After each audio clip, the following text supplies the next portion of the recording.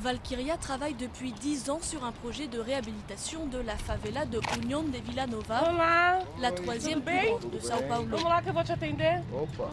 Objectif, améliorer logements, écoles et hôpitaux pour changer la vie de 32 000 habitants. Nous sommes dans un quartier très grand qui fait plus d'1 million de mètres carrés. Ici, les familles vivaient dans des conditions très précaires qui les rendaient vulnérables aux inondations. Il y avait des problèmes de violence ou d'isolation. Ce projet a été créé pour venir à bout de cette situation. São Paulo est la capitale économique de l'Amérique latine. 10% de ses 20 millions d'habitants vivent dans des favelas comme celle-ci. Mais pour ce quartier de União de Vila Nova, les rues sales, le manque d'infrastructures appartiennent au passé.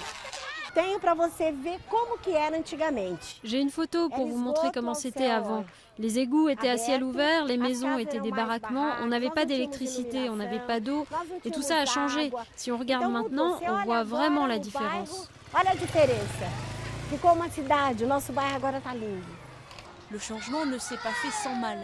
Sur les 8000 familles de la favela, 3000 ont été déplacées dans le cadre du projet. Un tiers ont été relogés dans des maisons en dur en dehors de la favela. Le reste vit dans ces nouveaux logements sociaux.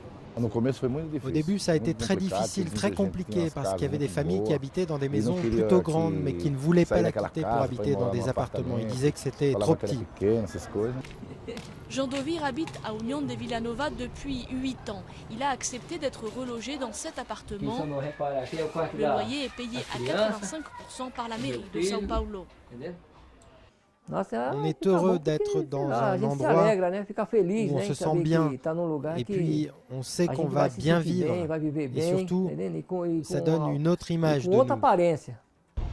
À São Paulo, la prochaine favela réhabilitée sur la liste est Itaquera.